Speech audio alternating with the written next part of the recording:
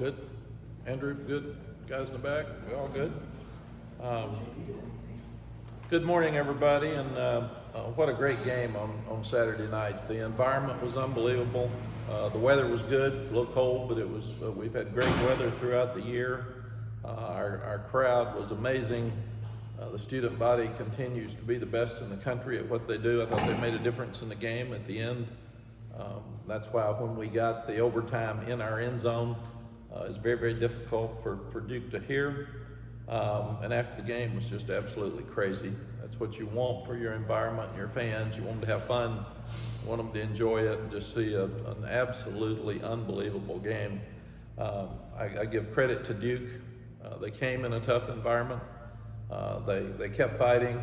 We had opportunities to pull away, and they didn't let us. And they pulled every good thing you could pull. They pulled off a fake punt at their minus 30. They had an onside kick with 9:40 left in the game and got it. They were 4 for 4 in touchdowns in the red zone and 4 for 4 on fourth downs. So everything they did worked. And Mike's done an unbelievable job there. They play hard. They're well coached. I'm very impressed with everything he's done. And I was also impressed in a rival game. There wasn't any pushing and shoving and mouthing. It was a very classy game with a bunch of smart kids that really competed and fought at the highest level. And I do think it's disappointing, and it's kind of weird for me to say as a coach, but I think it's disappointing that somebody has to lose that game because both teams played so hard. And I gave the coaches a quote this morning that one of the NFL coaches had said is to his players that these games can come down to a yard. A yard can make the difference in whether you make it or break it. Or a yard or one play can make the difference in whether you're feeling so high about the game or so low about the game when both teams played really, really hard and really, really well. So, but proud of our guys. When Andrew asked me after the game why I was so emotional, it kind of got me because you want your program to be in a such where when you're down to 41 seconds and 2 timeouts. And I thought it was so cool that nobody left the stadium. So people thought we had a chance to win. And most crowds in the country would be mad and they'd be leaving when somebody scored with 41 seconds left. And it was good for the coaches that we were able to save the 2 timeouts. In fact, we used the 1 to keep time on the clock when they had the ball. And our defense played great, and they were down to a 4th and 7. And we came after him, and he made a great throw with a double move. So they executed perfectly on 4th and 7. But you want your program to be in a position where they're confident enough, your coaches are good enough where you can take the ball with 41 seconds, think you're going to win, get down to a key field goal, put yourself in overtime, and then we drop a touchdown pass in overtime to win, and still come back and compete and get down to finish the game right. So you're just, doesn't happen very often in your life or your career, and you're so proud of your program, your coaches, your kids, your fans, everybody involved to win a game like that. It's a rival game when it's very, very difficult to do. And things didn't look good. So very, very proud of the guys and the way they handled it. Proud that the guys have won 8 games. There's only 16 Power 5 teams right now that have won 8 games out of 130 or 132, whatever there are that are playing now. So proud of the guys. Could we have won 2 more? Yeah. And we lost them right at the end on last drives. And that's the way college football is. We beat App State and Duke in overtime, and we lose to Georgia Tech and Virginia on the last drive. That's kind of where we are now. You've got to win all the close games to have a chance to be undefeated at the end. Guys played extremely hard. They never quit. Always felt like we were going to win. Rivalry games are about winning, and senior night's about winning because you remember that the rest of your life. And when people talk to you at 50, they don't ask you how many plays you played, or they don't ask you how you did. They ask you, how many times did you beat Duke? What was your record against State? That's what they ask you. And that's what's important to these guys many years from tonight. But fun celebrating, fun keeping the bell in Chapel Hill, because that's very, very important to both schools, obviously. And again, congratulations to Mike Elko for how he's handled his program, how well they're coached, how hard those kids play. And he's doing it with his third quarterback. And it's just amazing to see what he's doing over there. So I'm very proud for him, and I'm very respectful of what he's done. He's done a very good job. I know you're not supposed to say that about a rival, but he is. So it's facts. So I always try to show facts. Player of the game offensively was Bryson Nesbitt. He was sore during the week. We didn't know if he was going to play. Watch him in pregame. He had 7 receptions for 68 yards and a touchdown. He had multiple clutch receptions. But also the offensive line played really well. We challenged them. Duke's got a great front. And Corey Gaynor and Diego Pounds and Spencer Rolland really stepped up. All 3 tight ends played very well in the game, with Copenhagen and Morales doing a great job. J.J. Jones and Tez Walker both had outstanding performances, and I don't know that I've seen Drake be better. He made some plays that are just wild plays, and it was fun to watch. Even the 2-point play where he acts like he's going to run and then pitches it to Copenhagen wide open. Some of those plays were just absolutely amazing. Defensive player of the game, proud for him, Miles Murphy. He really stepped up. 3 tackles, he had a sack, 2 tackles for loss in a game where we knew we had to stop the run. But defensively, we played well most of the time till we got late fourth quarter. Kamen Rucker, Jabari Ritzy, Don Chapman all made differences in the game. Ced Gray, Power Eccles, Stick Lane, and Elijah Huzzy also played really, really well defensively. Special teams player of the game is Noah Burnett, 6 for 6 on field goals, 3 for 3 on extra points, scored 21 over 47 points, and made the kick to continue the game twice, which very, very pressure kick. So proud for him. Liam Boyd had 7 touchbacks on his kickoffs out of 8, and very good for him. Liam will be going back to Clemson this weekend, so I'm sure that'll be very emotional for him since he transferred in June from there, and this will be his first trip back. But I also have to commend the coaches for, I've never been in a position where I've lost the starting punter and the starting kicker. And the 2 that have come in, I've done the 3 that have come in. The kickoff guy is new, the punter is new from when we started, and the field goal kicker is new. And all 3 of them are doing a really good job for us. And that's a great compliment to Larry Porter and our special teams coaches, that they were putting us in a position when we had losses that it didn't set us back. Offensively, we got off to a fast start. We ran the ball really effectively against a great run defense, nearly 200 yards rushing. The 1-minute drill before the half and at the end of the game was as good as you can do with it. Very much like Drake did against App State on the last drive. 11 of 19 on 3rd downs, 2 of 2 on 4th downs, which both led to scores. 4 for 9 in red zone, which is not effective. We had 8 straight touchdowns in red zone coming into the game. You go back and look at it, you study it. 2 of them were penalties. We had an awful substitution mistake on 4th and goal from the 1 where we were going for it.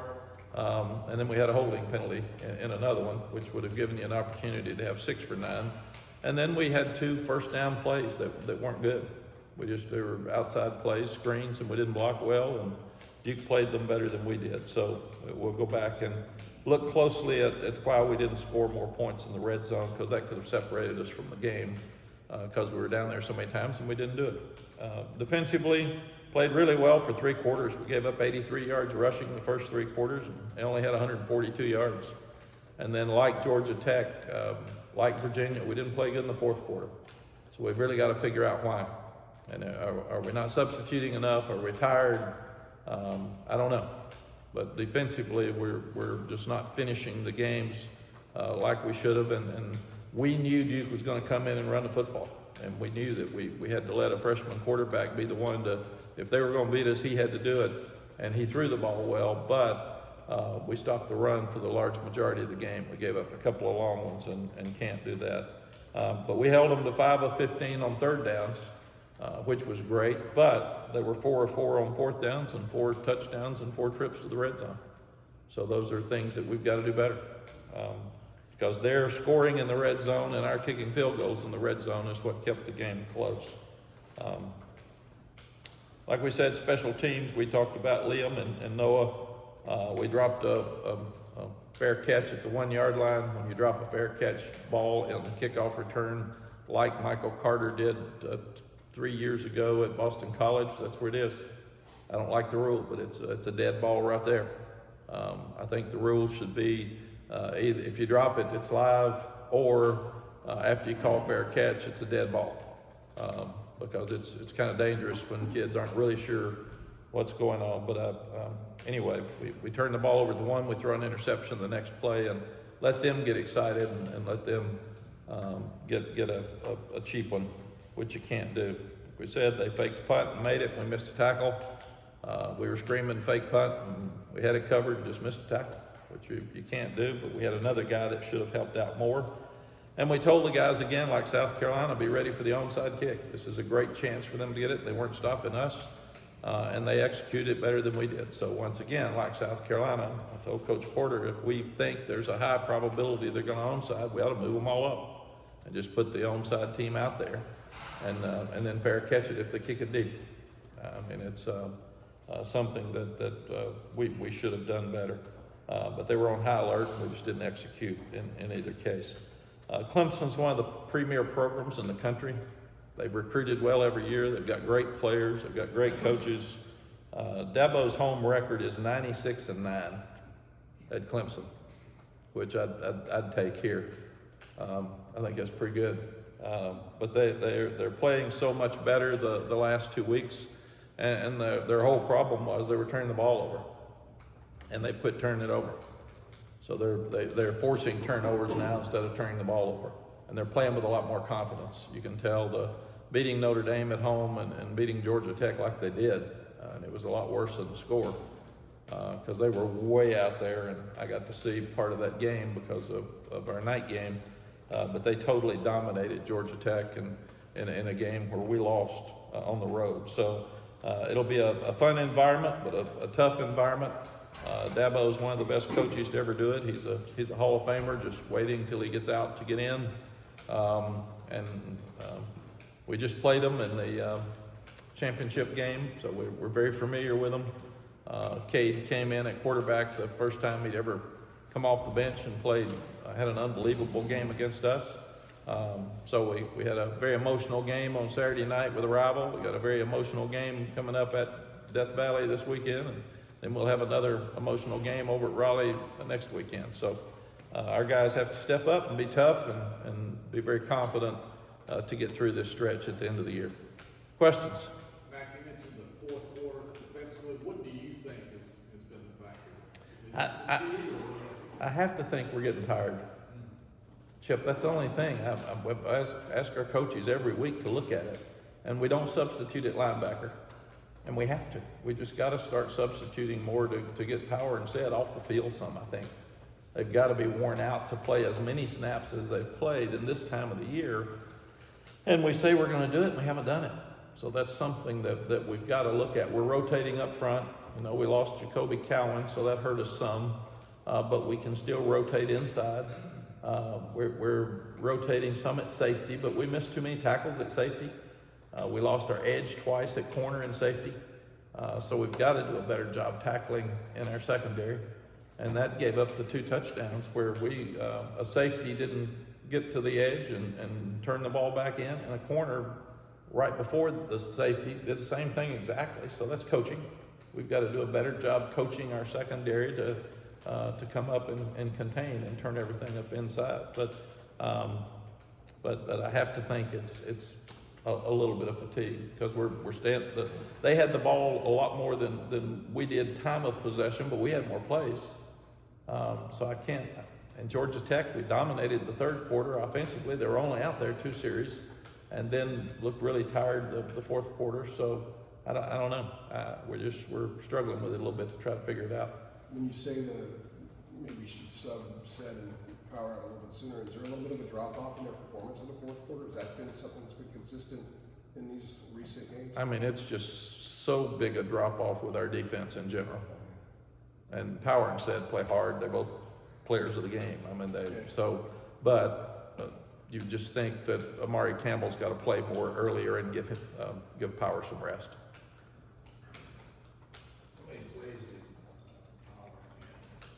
Whatever they had. How many did they have, Jeremy? What did Duke have? We could look it up. 77. Mack, you mentioned how emotional the Duke win was. Drake called it a fairy tale ending to his home career here. Is it hard to mentally reset for this week? Is he through? Well, I mean, he didn't make any announcement, but like he was saying that he said it was a fairy tale ending. Oh. He was asked if it was his final game, would it, and that's what he said would be a fair game. Oh, I didn't know that. He also Some of said, the games after that game. he also said it's a great I way haven't for- watched that. It was way late. Breaking news. He All also right, go said ahead, it's a Michael. great way for it to end. So he I made it was- seem like it was his last game. Officially, I was being a smart aleck. So go ahead, Mike. He's in the strong. I know that.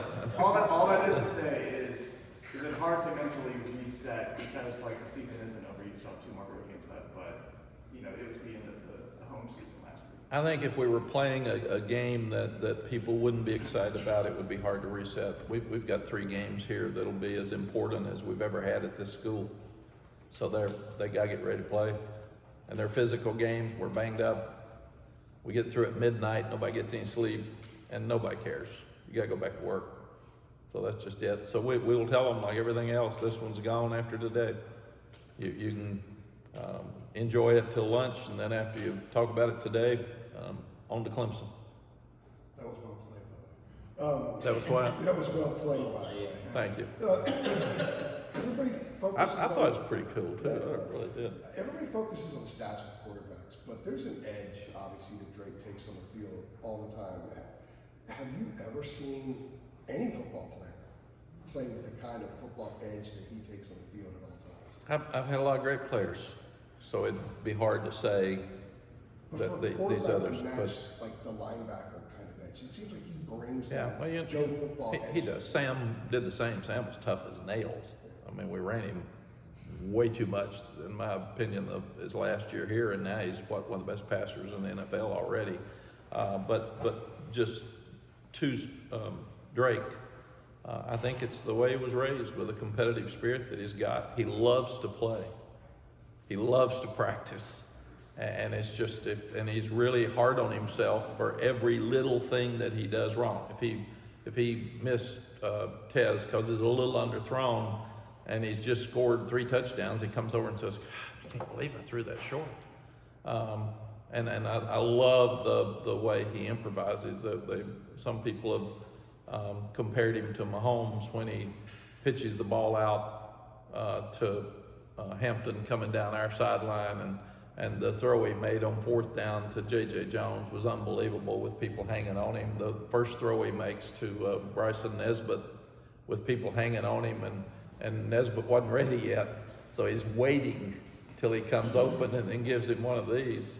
The play with Copenhagen. If he waits, maybe John's open anyway, but he steps up to get him to come to him and then dumps it. He's got such an awareness of things around him.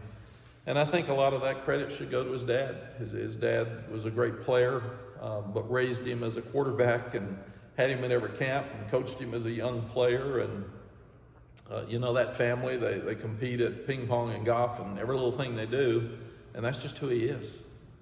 So if we were playing Campbell again this weekend, he'd be excited because he loves to play. When you talk to people at the next level about him and they come and have a chance to see him in person, like the other night, for example, is that something that they end up marveling at? Because you can see the throws, you can see the numbers and all that kind of stuff, but you can't see what he did the other night until you actually see him do it in person the other night. Yeah. We talk about Heisman Trophy. I can't believe his name's not being mentioned in it. It's probably because we lost 2 games. But when you look at the drives the other night, those were Heisman drives.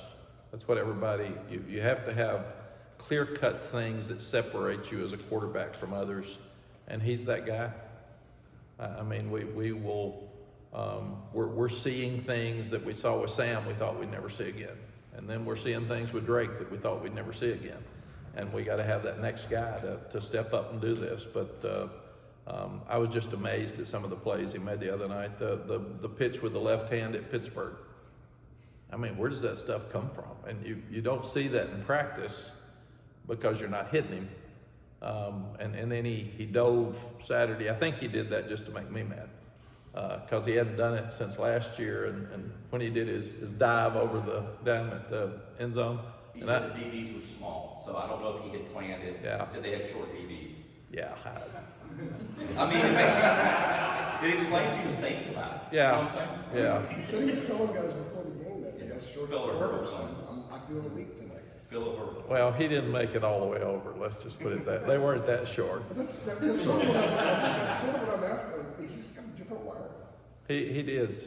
I think he just loves to play and he loves to compete. And it goes back to the Tuesday at Syracuse where he was beaten up and we've got the open date before Syracuse. And I say, why don't you just do a few drills today, let your ankle rest? Because he played on a sore ankle for 4 weeks.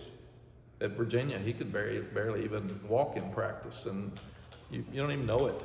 He did. And I said, why don't you take this practice off? And he said, I can't take practice off. I got so much to do, Coach. I got so much to get better, and I love to play. We talked about, because we were banged up, taking shoulder pads off one practice and just letting them be in shorts and trying to get it. And he said, I think we need to be in pads. Coach, we got to compete. So that's who he is. Everything he thinks about is having an edge for winning. And that's the kind of leader you need and the kind of person you need. And that's the kind of guy that takes the ball with 41 seconds left and scores. And I'm on the sideline with him and I said, you good? And he said, we got this. I mean, it didn't even blink. So just thank goodness Duke scored with 41 seconds left. So we had enough time to do it. Mack, the first time you were here, Carolina played Clemson every year. You would go to Clemson every other year. Do you feel like that's kind of been a lost rivalry with the reshuffling of the divisions since you left and came back? I think with the border states, it's always a rivalry like South Carolina. We don't play South Carolina a lot, but that game's really important. And Clemson's really important. And that's what Michael, when they told us we were going to play these 3 games at the end, my mind said, we got 3 rival games in a row. And against 3 really good teams, maybe 3 of the best defenses in the country that we'll play 3 weeks in a row. And we didn't finish November well last year, and now we've got a much tougher schedule to try to finish it this year. But I thought rival games, that was the first thing in my mind. Emotion, they say you can only play with full emotion 4 times in a year, but we got to do it 3 weeks in a row. So it is what it is, and we just got to get up and go. Have you told the guys who haven't been there, like, hey, Death Valley is, it's different. It's probably the loudest environment you're going to be in all year. No, they'll like that. I always love going on the road and playing in great places. You hate to go on the road and play where there's nobody there. I mean, that's where it's boring, but I love them. Road games with big crowds are the most challenging things you can have. You look at the 96 and 9, I mean, not many people have won there, so what a great challenge for us. And nobody will think we're going to win. Everybody will think Clemson's going to win, so that doesn't happen around here much anyway. Everybody thinks we're going to win all the time, so we're very rarely an underdog, so that's kind of fun too. Art? Matt, one more question about Drake. This is your opinion, because you know the situation with the NFL and all that. The Panthers are 1-8. There's already talk about how much they want Drake. What will they do to get him, and how important is he to that franchise beyond the field? I can imagine he could fill up the stadium with just his presence. Yeah, Art, I leave all of our pro stuff up to Daryl Moody. So I really don't even know who's winning and who's not. I watch our players when I can, but I usually have to watch highlights of them. I don't have a team. But you know the Panthers are 1-8, you know that. I really didn't. I don't have time. I really I want to see how Sam Howell did. When I got home last night, it was just right at the end of the Jets game, and all I wanted to see was Michael Carter. That was it. I just, because I've never been a guy who's gotten into pro football teams, but I get into our players. And that's the most important thing. I'm so proud of, I saw some stats this morning on Twitter where Sam is just absolutely killing it and doing so well, and I'm so proud of him. So I'll try to text him this morning and tell him how proud I am, and he'll be mad they didn't win. That's just the way these guys are wired. Going back to that, Drake, like you said, a sore ankle. Was that, you said that was in the 15, or what was that? He had the sore ankle, I guess, after Pitt, because it was sore for about 4 weeks there. So you heard it in the 15? I think, I don't remember.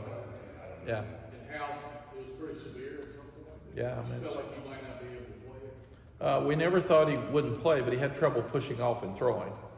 There's no way he's not going to play. I mean, he's just that tough.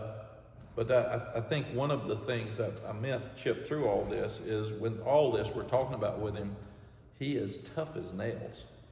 And he gives you the old "aw shucks," and he will fight you and he will compete. And there's no "aw shucks" in that huddle or when we're playing. He is really tough. And as he's kind of tall and lanky, but he is not going to let something that's hurting keep him from practicing or playing. He never missed a snap, and probably should have some, and he wouldn't get out. And even when I said, "Why don't you take a day off?" I'm not doing that. I got things I need to fix. So that's how tough he is. Sorry to interrupt you. How do you, with Nate McCall, how do you explain, or what do you think has happened there? I mean, this is a guy that had, I know the injury has been a factor. But with that said, I mean, this is a guy that had 15 catches against Minnesota. I think he had 27 catches over a 3-game stretch. I mean, Yeah. he's just sort of disappeared a little bit. Yeah, I think it's injury. I saw a quote from Michael Jordan I gave to the staff yesterday, and he said, "I practice so hard every day that the games are easy. And basically I'm so confident because I've done everything in practice that when I go to the games," and Nate hadn't been able to practice. He's practiced very little, and that's difficult. And then when Bryson's been injured some, you don't play him quite as much. And basically Nate and Bryson have become interchangeable at slot. And the coaches these offensive coaches have done an amazing job of getting the ball to Omarion and making sure they've got 3 tight ends in sometime, or 2 tight ends, or when you lose somebody, they don't even flinch. They just say, "Here, we'll do this and this and this." I'm very impressed with what they've done to get the guys the ball that need it, to get your playmakers the ball, and that's what really good offensive coaches do. And we've had very few sacks, and even the sacks we've got have been 2 sacks for 2 yards because there were scrambles, or they haven't been the sacks where you lose 9 yards, or it's 3rd down and 12 and you lose 12. So they've in fact, one of our guys was having trouble early on Saturday night, and they went immediately to chipping. It was really impressive to listen to them and watch them, and hey, we're having trouble here. We're going to do this. We're changing these things. But Nate has not practiced very much, and hopefully he came out of Saturday night well.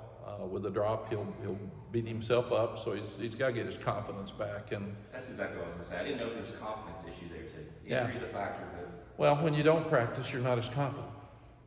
And when you don't, you're not able to work as hard in practice to make that catch over and over and over again. You're not as likely to make it in the game.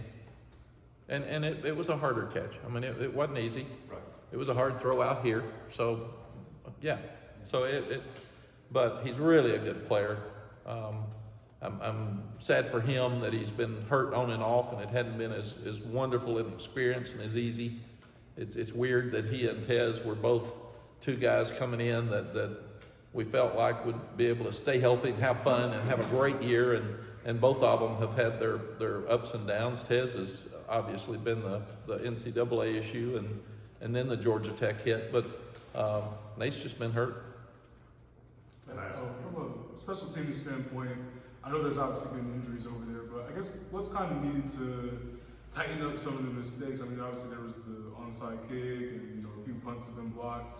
So just kind of when you're looking at that, what kind of needs to change kind of tighten some Yeah. of this? Well, the punts were blocked early in the year with a different punter. Right now we're doing better in that area. We have corrected it and fixed it. The onside kick was a perfect kick, and we had a chance and we didn't get it. And it was a surprise, and it was a surprise against a normal front, and the odds of getting those are a lot better than the odds of getting an onside kick if you know it's coming. And that's why we should have moved people up. So I think it was more on us than the kids. And we've had some punt returns that have changed games. We've rushed enough punts that we had some bad punts Saturday night because he's a 46-yard average guy. And there were some that gave us better field position, but you can't return them if you're affecting him and he's not doing it. We made 6 field goals, and we kicked out of the end zone 7 out of 8 times. So I think what happens, Jeremiah, is in your business and in the fan business, you always look at what didn't work well. And to be fair, there's more going well in special teams than there are going bad. You can't drop the ball at the 1 yard line. That was a game changer. That cost us points. And then we throw our only turnover interception the next play, and then we don't stop them on defense and force a field goal. So that was a combination of a team screw up in that 3 or 4 minutes. But when you go on the road, you've got to run the ball better on the road. They always say take your defense and take your rushing game with you and your special teams, because you got to make a special teams play this weekend that changes the game. And we've done that at Pittsburgh, but we did it at Georgia Tech with a kickoff return. But we haven't done it consistently well, and that's something this weekend that'll be important. Quick follow-up to the special teams. I know, Tommy, I'm not trying to cut off on the guy back here. Well, you did. I did. I'm trying to apologize for it. Mack, I don't know. I'm sure you looked it up. I said I don't know if you looked at it. It looked like Javari missed a block on the game-time field goal that sent it to overtime. It looked like they almost duped. They had the guy lay out. It looked like he almost blocked the thing. I mean, is that... They almost block every field goal. Okay. All right. We almost block every field goal. They're so close, and that's why the timing is so important to get it off. But yes. Tommy. Well, the Panthers got a first-round pick this year, so to clear that air. But Mack, Omarion, we talk a lot. Hey, Tom, I asked him, what adjustment? We didn't get the ball. We asked you guys a lot about Omarion not getting the ball enough early in the season. He had 40 touches, I believe, against Duke.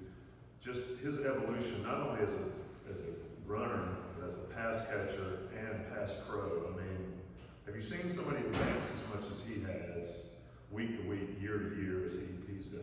No, Tommy, it's a great point. He's so much more confident.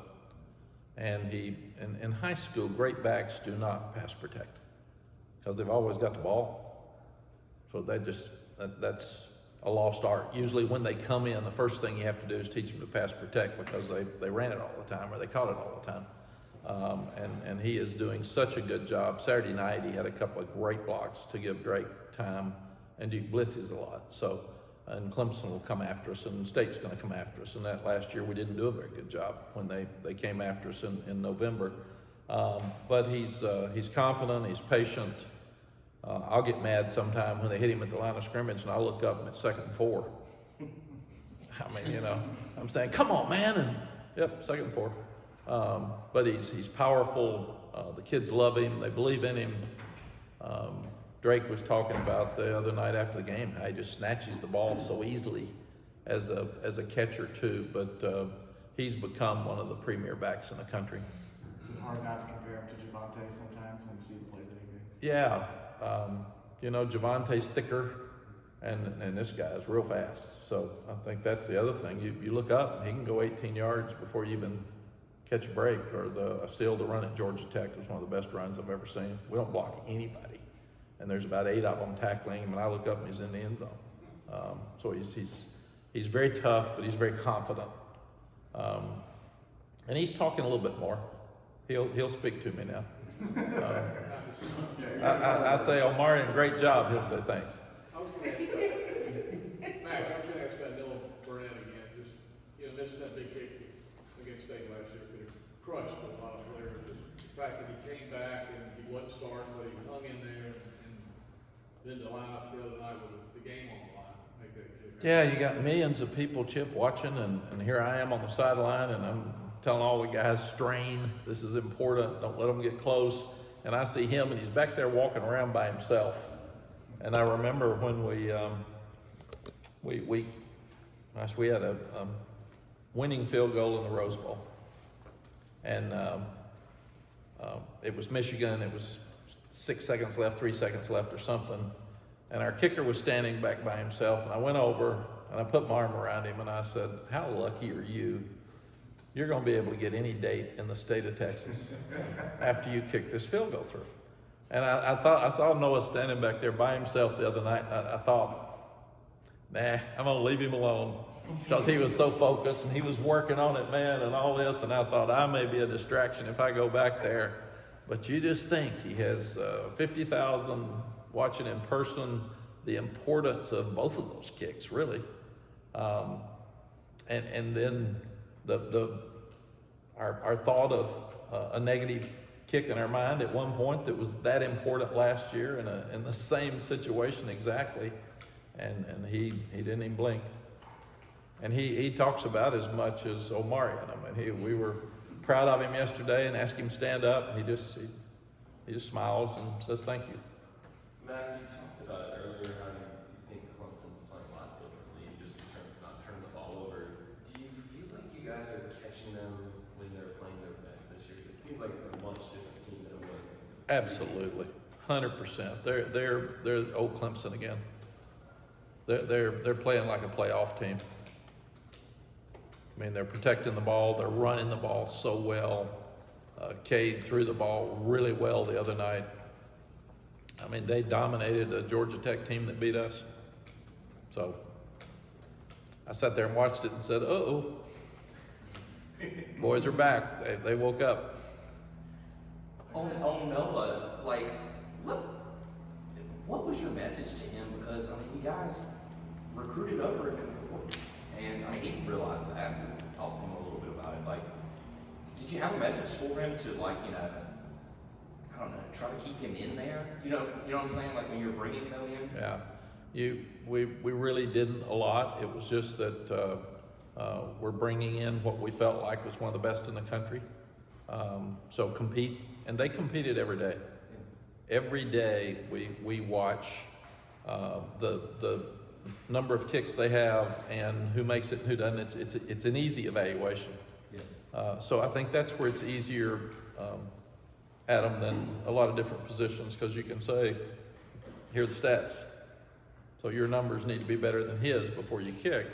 The thing that is very impressive about Noah is that he misses the kick at NC State and still misses one at Oregon. And you worry about it. He works all spring to make sure he corrects it. We bring in another kicker, he's not phased. He was buddies with Ryan. They all hang out together, they all work together. He doesn't start, doesn't pout, doesn't say anything about it. Then Ryan gets hurt and you say, no, it's yours, and he goes in and does his job. So he has been another great lesson for this team about don't pout, don't quit, don't get down, wait for your opportunity, and when the opportunity comes up, he will be remembered now for making one of the biggest kicks in this school history.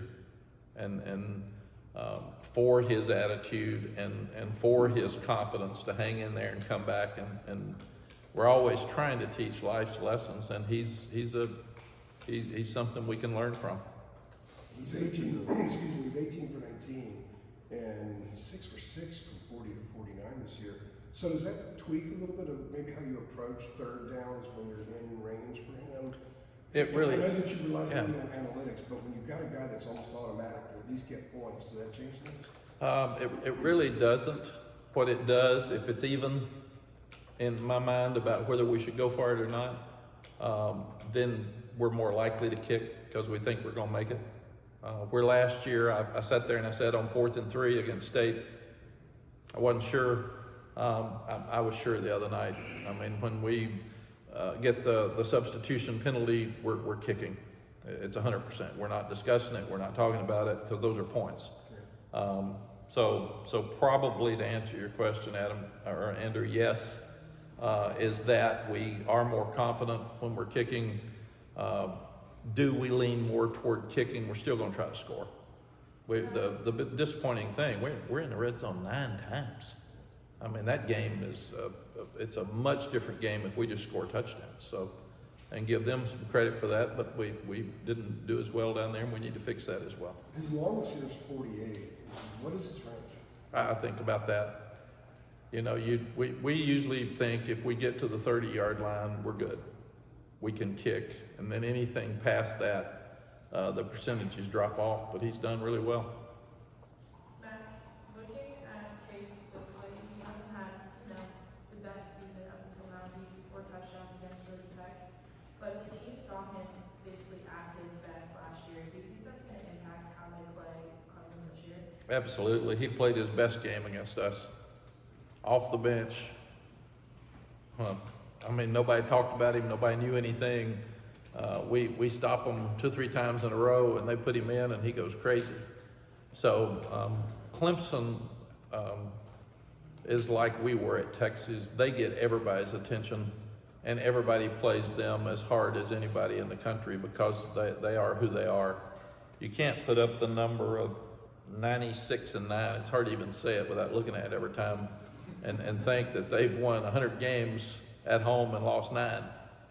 Very few people have walked out of there winning. So all that gets your players' attention. Plus, a lot of our guys probably wanted to go there, and they didn't recruit them. Facts. A lot of the guys that they've got, we recruited, and they didn't come here. I just looking at their roster last night, I'm thinking, well, yeah, him. Yep, him. We offered him. Liked him, wanted him. So they've got the best players in the country. They've got great coaches. Garrett Riley was he was the hottest offensive coordinator in the country last year when they played for the national championship at TCU. Lincoln obviously is considered one of the young geniuses in offense in the country, and he and his brother are very, very similar. So they're really, really good at everything they do. They just had a year where it was uncommon for them that they turned the ball over and weren't first in turnovers as much as they have in the past, and now they've corrected all that. Coach, we'll finish up with that. And that's a Texas girl asking about an Austin quarterback too, by the way. Right, Chris? Yes. Mack, just wondering, your first time here, when you guys play Clemson all the time. By the way, I think it was 97 was the last time you played them down there. Won the game, Dre Bly. Did you ever use Frank Howard's rock for some sort of motivational talk or nugget, or I mean, did you ever bring this up? No, you don't need motivational talks for Clemson. All right. Just their history gives that to you. What I have always said that I couldn't. Clemson's a great coaching job, and you'd love to coach there. I couldn't coach there because I can't run down the hill. I'd fall, I'd trip, they'd run over me. So every time I see Dabo run down that hill, I said, you'd like to think you could do a lot of things that other coaches do. I can't do that. I could walk down the hill. I don't even run out in front of our team because I'll get run over. So that's my biggest thought. I love history, and I love the old coaches and Coach Howard and what he meant. And Whitey Jordan played there for Coach Howard and coached for him, and then came here and coached. And so we've got so much history. Gene Chizik coached at Clemson. He was a GA there. But I sit and look at Dabo running down that hill, and every time I do, I say, nah, can't do it. Not my deal, so I won't ever coach at Clemson. He's been happy 96 times. There's no question, and absolutely miserable 6. And if you think, and I'll get out of here, if you think if we had missed the field goal, we'd be miserable. I mean, it's amazing that one play now makes the difference in how your life is. And people be wanting us fired today. instead of having a great win over a rivalry where people storm the field. I mean, it's just amazing that such a minute difference can change your life in this business. I see two coaches, one gets fired yesterday, they play this weekend, one gets fired today. I mean, people are paying coaches a lot more than ever before and firing them a lot faster. I mean, that's just what's happened with both. So, anything else? Right, thanks, guys. Thank you all. Thank you, Mack. See you Saturday. Mississippi State, Zach Arnett.